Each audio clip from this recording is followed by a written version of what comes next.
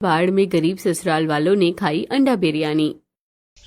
सुबह सुबह का वक्त था और बाहर बहुत तेज बरसात हो रही थी। सूरज घर से काम पर जाने के लिए निकला कि तभी उसकी पत्नी काजल उसे रोकते हुए बोली, जी अभी आप इतनी बारिश में कहाँ जा रहे हैं? काम पर जा रहा हूँ। काम नहीं करूंगा तो घर कैसे चलेगा? वैसे ही हमारे घर के हालात इतने ज्यादा खराब हैं। अरे बहू जाने दे, कोई ना कोई काम तो मिल ही जाएगा। अब बारिश में सभी लोग हाथ पर हाथ रखकर तो नहीं बैठ सकते ना। हाँ, ये बात भी सही है, और जब तक घर में पैसा नहीं होगा तो हम सबका पेट भी नहीं भरेगा। सूरज घर से निकल जाता है। ओहो, इस बारिश में कहीं काम नहीं मिल रहा, क्या करूं अब मैं?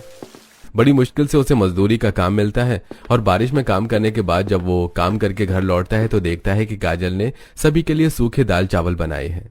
आइए आप भी बैठ जाइए, खाना खा लीजिए। मुझे नहीं खाने ये सूखे दाल चावल माँ। हाँ माँ, आप रोज हमें ये सूखे से दाल चावल दे देती हो, अब ये हमारे गले से नीचे नहीं उतर रहा। बच्चों खा लो ना खाना, ऐसे खाने का अपमान नहीं करते हैं। जो बनाए उसे खुशी खुशी खा लेते हैं। बिल्कुल सही बोल रही है तुम्हारी बुआ, चलो जल्दी से खाना खा लो। हाँ बेटा, जो कुछ मिल रहा है उससे पेट भर लो, वरना किसी किसी को तो ये भी नसीब नहीं हो रहा। काजल बच्चों को थाल में खाना परोस कर देती है और तभी पड़ोस वाले घर से बहुत अच्छी बिरयानी की खुशबू आने लगती है। जैसे ही बच्चे खुशबू सूंघते हैं तो उनका दिल लालच से भर जाता है। अरे वाह, ये किस चीज की खुशबू है? कितनी स्वादिष्ट है। मन कर रहा है जल्दी से इस खुशबू का पीछा करके खाने की चीज तक पहुंच जाऊं। अरे ये तो बिरयानी की खुशबू लग रही है। बिरयानी वो क्या होती है दादी? बिरयानी होती है बेटा, उसमें हम सब्जियां या फिर चिकन कुछ भी डालकर बना सकते हैं। साथ में बहुत सारे मसाले और काफी चीज डालते हैं। जो सुनने में इतनी स्वादिष्ट लग रही है, वो खाने में कितनी स्वादिष्ट होगी। मैंने सुना है कि बिरयानी बहुत ज्यादा स्वादिष्ट होती है। तो फिर बुआ हमें भी बिरयानी खिला दो ना, हम ये सूखा दाल चावल खा खा कर बहुत ज्यादा पक गए हैं। बेटा गरीबी में हमें ये सब कुछ मिल रहा है ना, यही बहुत बड़ी गनीमत की बात है। कोई बात नहीं, जीवन में कोई दिन तो ऐसा आएगा ना कि मैं तुम्हें अपने हाथों से बिरयानी बनाकर खिलाऊंगी। काजल जैसे जैसे बच्चों को समझाकर खाना खिलाती है और जब रात को सब सो रहे होते हैं तो ओहो, फिर से छत टपक रही है। इस बारिश ने तो बहुत ज्यादा परेशान कर रखा है, चैन से 2 घड़ी सोने भी नहीं दे सकती है। जल्दी कीजिए, जहाँ जहाँ से पानी टपक रहा है वहाँ पर बर्तन रख दीजिए। मैं बच्चों को संभालता हूँ, तुम सब बाकी का काम देखो। क्या हो गया? घर में इतनी भगदड़ क्यों मची हुई है? अरे पागल, बारिश आ गई और हमारे घर में पानी भर रहा है, वो देख। सभी नींद में छत से टपक रहे पानी को बर्तन में इकट्ठा करके बाहर फेंकते हैं। अरे ये क्या गजब हो रहा है? अब बाहर का पानी भी अंदर आ रहा है, अब क्या करें? चलो राखी, मिलकर जल्दी से पानी बाहर निकालते हैं, वरना हमारे घर में तो सैलाब आ जाएगा। एक के बाद एक मुसीबत बढ़ती जा रही है, कुछ समझ नहीं आ रहा कि क्या हो रहा है। अब जो मुसीबत आई है उससे छुटकारा तो पाना ही पड़ेगा ना, सबको मिलकर एक साथ कोशिश करते रहना पड़ेगा। भगवान, बस अब बारिश जल्दी से रुक जाए। जैसे तैसे करके सभी लोग मिलकर सारी रात बरसात का सामना करते हैं। अगली सुबह, जी मैंने आपसे कहा था ना कि थोड़े पैसे जोड़कर घर की मरम्मत करवा लेते हैं। अरे तो मैं कौन सा अपने शौक से घर की मरम्मत नहीं करवा रहा हूँ? तुम जानती हो इतनी महंगाई में घर बड़ी मुश्किल से चला रहा हूँ। अब सारी रात हमें बर्तन लेकर बैठे रहना पड़ता है पानी के चलते। मैं क्या करूँ तुम ही बताओ? घर पर सबका पेट भरूं या फिर घर बनाऊं? करूँ तो क्या करूँ? अरे तुम दोनों आपस में क्यों बहस कर रहे हो? ये तो हमारी किस्मत में ही लिखा हुआ है। हाँ बेटा, तुम दोनों आपस में अपना रिश्ता खराब क्यों कर रहे हो? ये घर हम सब का है, हम सब मिलकर मेहनत करेंगे इसे सही कराने के लिए। हाँ भैया भाभी, इस बात पर मिट्टी डालिए। अब आप दोनों शांत हो जाइए और लड़ाई खत्म कीजिए। माफ कीजिएगा, बस हालातों से परेशान होकर मैं थोड़ा गुस्से में आ गई थी। सभी लोग फिर से आपस में मिलजुल कर रहने लगते हैं, लेकिन अब बरसात के चलते घर के हालात बहुत ज्यादा खराब हो रहे थे। पहले तो छत कम टपकती थी, अब ज्यादा टपकने लगी थी, लेकिन अब पुरानी खिड़कियां भी टूट गई थी और दीवारों में दरार आ गई थी। घर की हालत तो दिन पर दिन बहुत खराब होती जा रही है। अगर मौसम की मार ऐसे ही घर पर पड़ती रही तो हमारा मकान तो ढह जाएगा और या कभी भी गिर जाएगा। भगवान हम गरीबों पर कृपा करना। बिल्कुल सही कहा, पता नहीं इस बारिश के कहर में हमारा काम कैसे चलेगा। घर की तरफ देखकर काजल रसोई में जाती है और देखती है कि राशन के डिब्बे भी खाली हो रहे हैं। अब घर में राशन भी खत्म हो रहा है। अगर मैंने इनको कहा तो ये और ज्यादा परेशान हो जाएंगे। एक मुसीबत जाती नहीं है कि दो मुसीबत आ जाती है। जहाँ एक तरफ काजल घर और राशन से परेशान होती है, वहीं दूसरी तरफ हर दिन बरसात का कहर ऐसे ही जारी रहता है और सूरज बरसात में ही कमाने के लिए घर से बाहर निकलता है। भटकता हुआ सूरज एक जगह काम पर जाता है और उस आदमी से कहता है, भैया इस काम के तो 100 रुपए लगेंगे। अरे 100 रुपए नहीं, 50 रुपए में करना है तो कर, वरना रहने दे। पर 50 रुपए तो बहुत कम है भैया, 100 रुपए का ही काम है। अरे देखो 50 रुपए में करने के लिए बहुत आदमी तैयार खड़े हैं, तुम्हें नहीं करना तो साफ बता दो। नहीं मैं करूंगा। अभी मेरे लिए 50 रुपए भी 5000 के बराबर है। तो ठीक है, फिर जल्दी से काम करो और अपने पैसे लो और जाओ यहाँ से। सूरज जल्दी से उस आदमी के काम को खत्म करता है और वो आदमी सूरज को 50 रुपए देता है, जिसे देखकर सूरज की आंखों में आंसू आ जाते हैं। भगवान, इस 50 रुपए से मैं अपने पूरे परिवार को कैसे खिलाऊंगा? महंगाई इतनी है और ऊपर से मौसम इतना ज्यादा खराब है, कुछ अच्छा और सस्ता मिलता भी नहीं है। 50 रुपए को लेकर सूरज एक राशन की दुकान पर जाता है और वहां से चावल खरीदकर घर पहुंचता है। काजल, मुझे बस 50 रुपए मिले थे और उनसे मैं चावल खरीद कर ले आया हूँ। तुम एक काम करो, सबके लिए चावल बना दो। जी कोई बात नहीं, आप जो ले आई हैं वही ठीक है। कम से कम भूखे पेट तो नहीं रहना पड़ेगा ना, कुछ तो खा लेंगे। हाँ भैया, आप इतनी मेहनत से कमा कर ला रहे हैं, ये भी बहुत बड़ी बात है। तभी वहां पर विमला आ जाती है और उसकी नजर सूरज की फटी हुई कमीज पर जाती है जिस पर खून लगा हुआ था। अरे सूरज बेटा, ये क्या तेरी कमीज फटी हुई है और खून भी निकला हुआ है? माँ, वो बारिश की वजह से हर तरफ कीचड़ पानी भरा हुआ है, तो मैं गिर गया था और मुझे थोड़ी सी चोट लग गई। हे राम, मेरा तो ध्यान ही नहीं गया। अजय आप ठीक तो हैं? मलहम लेकर आऊं मैं आपके लिए? नहीं मैं ठीक हूँ, ज्यादा चोट नहीं लगी है। भैया, हम सबके लिए आपको कितना कुछ सहना पड़ रहा है। अरे कोई बात नहीं पगली, ये तो मेरा फर्ज है। अब प्रकृति हम पर कहर कर रही है तो हम क्या कर सकते हैं। काजल जल्दी से सूरज के लाए हुए चावल सभी के लिए बना देती है और सभी लोग खाना खाकर सो जाते हैं। लेकिन रात को फिर से बारिश हो जाती है और सभी को फिर से बर्तन लेकर बैठना पड़ता है और घर से पानी भी निकालना पड़ता है। अगली सुबह, बेटा मैंने कुछ पैसे जमा करके रखे हुए थे, एक काम कर, तू बाजार जाकर उन पैसों से एक बड़ी सी तिरपाल खरीद ला। पर वो किस लिए है पापा? हम बड़ी तिरपाल का क्या करेंगे? उससे हम घर की छत पर बिछा देंगे, क्या पता पानी टपकने से थोड़ी राहत मिल जाए। अच्छा ठीक है ससुर जी, जैसा आप कहे, मैं भी इनके साथ ही चली जाऊंगी मदद के लिए। दोनों पति पत्नी बाजार जाते हैं और एक दुकान पर पहुंचते हैं जहां पर वो अपने घर के छत को ढकने के लिए तिरपाल देख रहे होते हैं। तभी उनकी नजर दुकान में चल रही टीवी पर जाती है जिसमें न्यूज रिपोर्टर बोल रही होती है, इलाके के सभी वासियों को ये सूचित किया जाता है कि बारिश आने वाले दिनों में और ज्यादा भयंकर रूप ले सकती है। ऐसे में आप सभी लोग अपने घरों में सुरक्षित रहें और अपने खाने पीने की चीजों का खास प्रबंध करके रखें। बाढ़ जैसे माहौल की पूरी स्थिति बनी हुई है। इस खबर को सुनकर काजल और सतीश और ज्यादा घबरा जाते हैं।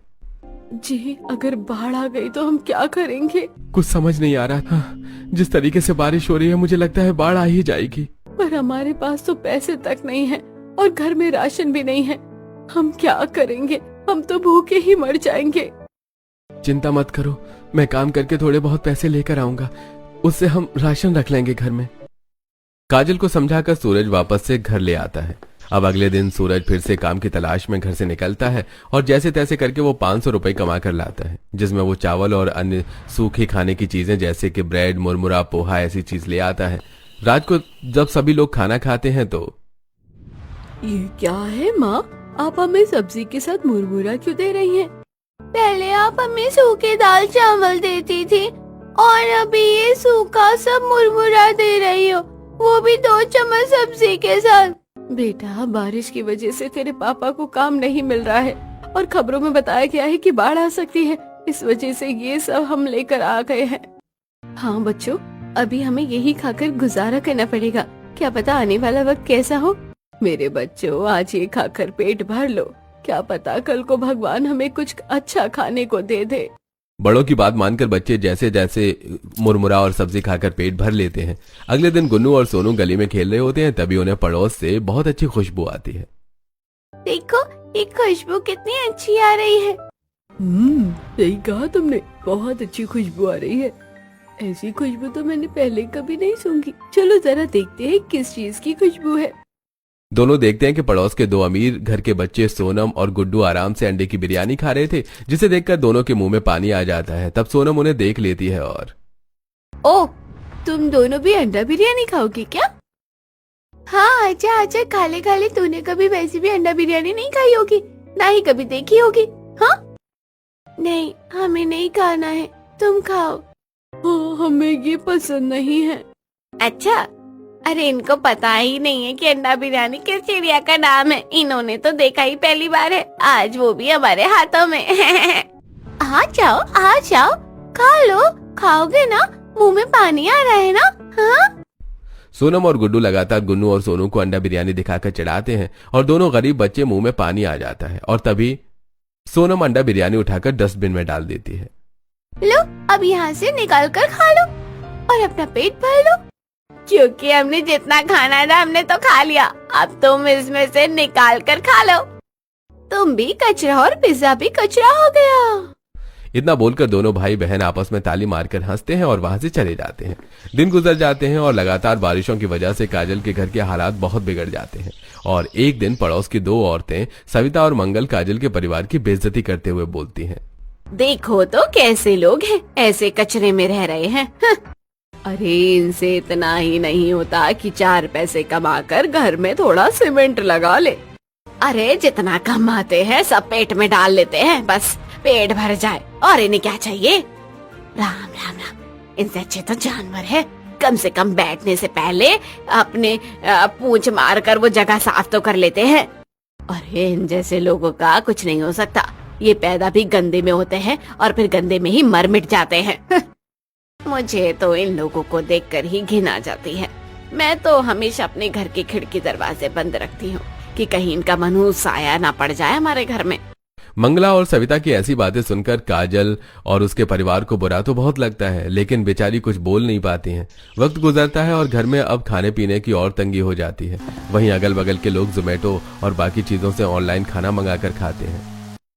बाकी सब कितने मजे से बारिश के मौसम का मजा ले रहे हैं। एक हमें जिन्हें खाने में भी बस सूखे दाल चावल मुरमुरा ब्रेड यही सब मिल रहा है। बेटा, किसी का कांच का घर देखकर अपनी मिट्टी के घर को नहीं तोड़ते हैं। हाँ बेटा, हमें हमारे हालातों के हिसाब से चलना पड़ेगा ना। लोगों के पास पैसा है तो वो अपनी शौक पूरे कर रहे हैं। बहू, ये बच्चे हैं, अब बच्चों में इतनी समझ कहाँ। वो तो बस जो देखते हैं उसको पाने के लिए लालच करने लगते हैं। बस थोड़ा सा सब्र रखो बेटा, हमारा आने वाला भविष्य बहुत अच्छा होगा। बच्चे सबकी बात सुनकर चुप हो जाते हैं। कुछ ही दिन गुजरते हैं और काजल एक दिन बच्चों को घूमने के लिए बाजार ले जाते। तभी बच्चे एक अंडा बिरयानी के ठेले के पास से गुजरते हैं और उसकी खुशबू सुनकर दोनों बोलते हैं। कितनी अच्छी खुशबू आ रही है, सच में मुंह में पानी आ गया इस खुशबू से तो। माँ, किस चीज की खुशबू है? ये अंडा बिरयानी की खुशबू है बेटा। उस ठेले पर अंडा बिरयानी बिक रही है। माँ, खिला दो ना थोड़ी सी लेकर, मुझे रहा नहीं जा रहा है। हाँ माँ, बस थोड़ी सी खिला दो, कम से कम हमें स्वाद तो पता चल जाएगा कि बिरयानी कैसी होती है। लेकिन बेटा, मेरे पास पैसे नहीं हैं। जो पैसे थे उससे तो सामान ले लिया घर के लिए। माँ, खिला दो ना, थोड़ा सा खिला दो, मुझे अंडा बिरयानी खानी है, मुझे बहुत अच्छी लगती है। उस दिन सोनम भी खा रही थी और हमें चिढ़ा रही थी। हाँ मम्मी, मुझे भी खानी है, सब हमें चिढ़ाते हैं। मैंने आज तक सिर्फ इसकी खुशबू सूंघी है, लेकिन अभी तक चखा नहीं। एक बार कम से कम चखा दो। माफ कर दो बेटा, लेकिन मैं तुम्हारी अंडा बिरयानी खाने की चाहत को पूरा नहीं कर सकती हूँ। हमें यहाँ से घर चलना चाहिए। मेरे पास इतने पैसे नहीं हैं, तुम तो जानते ही हो कि हमारे घर के हालात कैसे चल रहे हैं। लेकिन मैं तुम्हें बाद में जरूर खिला दूंगी। हाँ, हमें पता है कितने बार खिलाओगी, आपका बात कभी नहीं आता। बच्चे निराश हो जाते हैं और उनका उदास चेहरा देखकर काजल का मन भी दुखी हो जाता है। कैसी लाचार माँ हूँ मैं, अपने बच्चों को एक छोटी सी खुशी नहीं दे सकती हूँ, उन्हें अंडा बिरयानी नहीं खिला सकती हूँ। भगवान ऐसे दिन किसी को न दिखाए। सभी लोग वापस घर आ जाते हैं और बारिश अब अपना विकराल रूप ले लेती है और पूरी रफ्तार के साथ दिन रात बरसने लगती है। और ऐसे में काजल के परिवार वालों का बुरा हाल हो जाता है। घर में पानी भरने लगता है। अब हम क्या करें? अब तो घर से पानी निकालने का भी कोई फायदा नहीं। बाहर हर तरफ पानी ही पानी है। ये बारिश तो रुकने का नाम ही नहीं ले रही है और आसमान का हाल देखकर लग रहा है कि बारिश रुकेगी भी नहीं। अब क्या करें? हमारा तो घर भी टपके जा रहा है। मुझे लगता है हम सबको घर से बाहर निकल जाना चाहिए। हमारे घर की जो हालत है, ये घर और ज्यादा देर इस बारिश का सामना नहीं कर पाएगा। राखी की बात बिल्कुल सही है। हमें बच्चों को सही सलामत लेकर बाहर निकल जाना चाहिए। लेकिन बाहर कहाँ जाएंगे? बाहर हर तरफ पानी ही पानी है। अब बाहर निकलेंगे तो कहीं ना कहीं तो पहुंच जाएंगे। हमें जल्दी से जल्दी निकलना चाहिए, पर उससे पहले एक काम करना है। छोटा सा काम बाकी है। इतना बोल के सूरज जल्दी से रसोई में जाता है और अपने पैसों से जो वो चावल खरीद कर लाया था उसे बहुत अच्छे से पैक कर लेता है ताकि बारिश से चावलों को कोई नुकसान न हो, और उन्हें अपने सिर पर रख लेता है। अब हम जहाँ भी रहेंगे कम से कम कुछ बनाकर तो खा लेंगे। ये चावल ही हमारा पेट भर देंगे। चलो हम सब घर से बाहर निकलते हैं। जी ठीक है। और जो थोड़ा बहुत जरूरत का सामान बरसात से बच गया था वो भी मैंने रख लिया है। अब देर नहीं करनी चाहिए। जल्दी निकलिए घर से, पानी बहुत ज्यादा बढ़ता जा रहा है। सभी लोग जैसे ही घर से बाहर निकलते हैं तभी एक जोरदार आवाज के साथ काजल और उसके परिवार की आंखों के आगे उनका मकान ढह जाता है और मलबे का ढेर बन जाता है। सही वक्त पर हम बाहर निकल आए, वरना हम भी इस मलबे के नीचे दबकर भगवान को प्यारे हो गए होते। जान बची तो लाख हो पाए। अब आगे क्या करना है वो अब हम अपने आप देख लेंगे। चलो चले यहाँ से। जहाँ तक नजर जा रही थी पानी के अलावा कुछ नजर नहीं आ रहा था। इस पानी में कहाँ जा रहा है? कहीं कोई रास्ता नजर नहीं आ रहा है। मुझे तो कोई सुरक्षित स्थान ही नहीं दिख रहा। जहाँ तक नजर जा रही है बस सैलाब है। कोई तो जगह होगी हमारी तरह, और भी लोग हैं जो सिर ढकने के लिए कहीं न कहीं तो गए होंगे। इस बारिश में और बाढ़ ने न जाने कितनों का जीवन तबाह कर दिया है। सरकार ने कोई भी मदद नहीं भेजी है। कम से कम हम जैसे लोगों का थोड़ा बहुत ख्याल ही कर ले। दादी, हम कब से चले जा रहे हैं इस पानी में और नहीं चला जा रहा।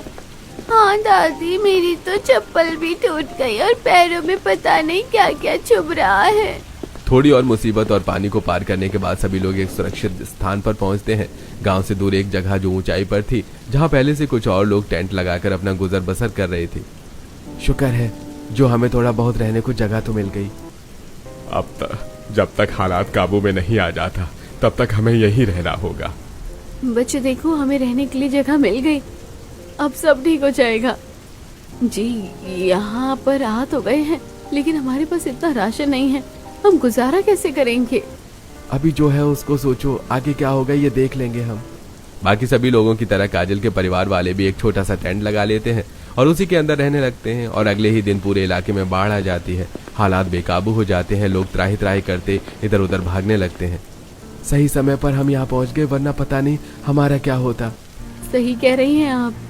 कैसे लोगों की आशाएं पानी में डूबकर बर्बाद हो रहे हैं। कितना दर्द सबकी आंखों में भरा हुआ है। प्रकृति के आगे किसी की नहीं चलती बहू। प्रकृति जब विकराल रूप ले लेती है ना तो सब कुछ तबाह कर देती है। भगवान हमारी और बाकी सबकी खूब मदद करे, मेरी तो यही प्रार्थना है। सुरक्षित स्थान पर होने की वजह से अब बाढ़ के पानी का तो काजल के परिवार वालों को कोई खतरा नहीं था, लेकिन जरूरत की चीजों की बहुत ज्यादा दिक्कत हो रही थी। ऐसे ही एक दिन जी आप एक बार घर की तरफ जाइए ना, देखिए ना वहाँ कैसे हालात है। अब और साथ ही थोड़े से चावल भी ले आइए। हाँ मैं चला तो जाता हूँ, पर मेरे पास कुछ पैसे बचे हैं। बाकी सब तो हमारा बाढ़ में ढह गया है। बस थोड़े से पैसे बचे हैं, उसकी मदद से कुछ चावल आ जाएंगे। सही कहा, कम से कम हम रूखा सूखा कुछ तो बनाकर खा पाएंगे। लेकिन बेटा हर तरफ हालात बहुत खराब है और बारिश भी बहुत तेज हो रही है। मैं भी आपके साथ चलती हूँ। सूरज और काजल दुकान से चावल खरीद लेते हैं और वापस जब घर की तरफ जाने लगते हैं, एक लकड़ी की पेटी पानी में बहती हुई उनकी तरफ आ रही है। अरे इस पेटी में क्या है? काजल रुको, मैं लेकर आता हूँ। जी इसमें तो लगता है कि कोई सामान है। कोई बाढ़ में अक्सर ऐसे कोई बहुत से सामान बह जाते हैं, तो कई बार कुछ काम का भी मिल जाता है। अरे इसमें तो बहुत सारे अंडे हैं और सारे के सारे एकदम सही हैं। और हमारे पास चावल भी है। एक काम करते हैं, आज बच्चों को अंडा बिरयानी खिला देते हैं। हाँ, वैसे भी हमारे बच्चों की चाहत थी कि वो अंडा बिरयानी खाएं। अब हम एक कम से कम इनको अंडा बिरयानी बनाकर खिला पाएंगे। पेटी को लेकर काजल और सूरज अपनी जगह पर पहुंचते हैं। क्या हुआ, चावल मिल गए? जी पापा जी, हमने चावल खरीद लिया है, लेकिन हमें रास्ते में बाढ़ के पानी में एक केन मिली जिसमें बहुत से अंडे हैं। अरे वाह भाभी, ये तो बहुत अच्छी बात है, ये तो कमाल हो गया। अब मैं आप सबके लिए अंडा बिरयानी बनाऊंगी। अरे वाह, अब तो असली मजा आएगा। लेकिन हमारे पास अंडा बिरयानी बनाने के लिए ज्यादा सामान नहीं है। कोई बात नहीं मम्मी जी, आप चिंता मत कीजिए, मैं हूँ ना। मैं अभी कुछ ईंट लेकर आती हूँ और मदद करके चूल्हा बना लूंगी। लेकिन सामान बनाने के लिए कढ़ाई नहीं है। तभी सूरज आता है। देखो, बाढ़ में मुझे क्या मिला है, मुझे एक और चीज मिली है। ये लोहे की कैन भी बहती हुई आई है। वाह, ये तो कमाल हो गया। क्या हुआ? अगर हमारे पास बर्तन नहीं है तो मैं इस कैन की मदद से इसमें अंडा बिरयानी बना सकती हूँ। हाँ, सच में ये तो चमत्कार हो गया। चलो, भगवान की कृपा से आज हम पेट भर कर खाना खाएंगे। बहुत दिन हो गए थे वैसे भी हमें कुछ खाए हुए। काजल सभी के लिए बाढ़ ग्रसित इलाकों में अंडा बिरयानी बनाती है और सभी लोग बड़े मजे के साथ अंडा बिरयानी खाते हैं। मजा आ गया माँ, मुझे नहीं पता था कि बिरयानी इतनी ज्यादा स्वादिष्ट होती है। चलो, इस मुसीबत के वक्त में कुछ तो अच्छा हुआ। कम से कम हमें हमारी पसंद की कोई चीज तो मिली। हाँ बेटा, मैंने कहा था कि भगवान के घर में देर है अंधेर नहीं। देखा, तुम्हारी इच्छा पूरी हो गई। बिल्कुल बच्चों, सब्र रखो तो सब कुछ अच्छा हो जाता है। बस अब जल्दी से ये हालात भी सुधर जाएं और हम फिर से अपना नया जीवन शुरू कर सके। थोड़ा वक्त गुजरता है और आखिरकार बाढ़ के हालात काबू में आ जाते हैं अंडा बिरयानी खाने के बाद। अब तो मुझे बहुत ज्यादा नींद आ रही है, मैं बहुत थक गई हूँ। हाँ, मुझे भी बहुत नींद आ रही है। हम यहीं सो जाते हैं। हाँ, बच्चे भी बहुत थक गए हैं, इन्हें भी नींद आ गई है। हाँ, हम थोड़ी देर सो जाते हैं, रेस्ट करना भी बहुत जरूरी है। उस दिन अंडा बिरयानी खाने के बाद सभी सो जाते हैं और अगले दिन जब काजल सबके लिए खाने में चावल बनाती है। कल अंडा बिरयानी खाकर इतना अच्छा लगा था और आज आपने हमें सूखे चावल दे दिए खाने के लिए। मुझे आज भी अंडा बिरयानी खानी है। हाँ, मुझे भी अंडा बिरयानी खानी है, मुझे सूखे चावल नहीं खाने हैं। हाँ, सूखे चावल बिल्कुल भी अच्छे नहीं लगते हैं। बेटा, तुम लोग ऐसी जिद क्यों कर रहे हो? तुम्हें पता है ना इस वक्त हम किस हालत में हैं। तुम जल्दी से जो है उसे खा लो। एक तो पहले ही बाढ़ के हालात है और यहाँ पर खाने को वैसे भी कुछ भी नहीं है। हाँ, ऐसे हालात में जो कुछ भी मिल रहा है उसे चुपचाप खा लो। अंडा बिरयानी कभी बाद में खा लेना। हमने कल पूरा दिन अंडा बिरयानी ही खाई है। हाँ, वैसे भी हमारी किस्मत अच्छी थी कि हमें बाढ़ में भी बेहतर अंडे मिल गए और खाना बनाने के लिए भी ये स्टील की कैन मिल गई, वरना अभी हम भूखे ही मरे होते। हाँ बेटा, जो है उसे खा लो। ठीक है, अभी तो हम खा लेते हैं, लेकिन घर जाने के बाद आप हमें जरूर अंडा बिरयानी खिलाओगे ना? अंडा बिरयानी बहुत स्वादिष्ट है। हाँ बेटा, चिंता मत करो, हम तुम्हें बाद में अंडा बिरयानी जरूर खिला देंगे। अभी तुम ये चावल खाकर काम चला लो। सभी रूखे सूखे चावल खाकर पेट भर लेते हैं। इस तरह उन्हें कुछ दिन वहाँ गुजारने पड़ते हैं और जब बारिश बंद हो जाती है और बाढ़ के हालात ठीक हो जाते हैं तो अब हालात पहले से काफी ठीक हो गए हैं। लगता है हमें वापस चलना चाहिए। हाँ, हमें एक बार अपने घर की तरफ जाकर देखना चाहिए। हाँ, मैंने सुना है कि वहाँ का भी सारा पानी उतर गया है। हम एक बार जाकर चेक करते हैं कि सब ठीक हो गया है या नहीं। परिवार वाले वापस से अपने घर की जगह पर पहुंचते हैं, जहां वो देखते हैं कि मकान की जमीन एकदम सुरक्षित है। हमारी जमीन सुरक्षित है, उसे कुछ नहीं हुआ है। जमीन को खैर कैसे कुछ होगा, लेकिन हमारा तो घर था वो ढह गया है। अब रहने के लिए सिर पर छत ही नहीं है। कोई बात नहीं, चिंता करने की जरूरत नहीं है। पहले भी हमने मेहनत से अपना घर बनाया था। अब हम सब मिलकर मेहनत करेंगे और फिर से अपना नया घर खड़ा करेंगे। और अभी के रहने के लिए हम यहाँ पर टेंट लगा लेते हैं, जहाँ पर हम सब थोड़े दिन आराम से रह लेंगे। कम से कम जमीन अपनी है तो कोई हमें धिक्कार कर भगाएगा तो नहीं। कम से कम इस बाढ़ में हम सुरक्षित हैं, वही बहुत बड़ी बात है। कुछ भी होगा तो हम सब मिलकर उस मुसीबत का सामना कर लेंगे। अब हम नया घर बनाएंगे।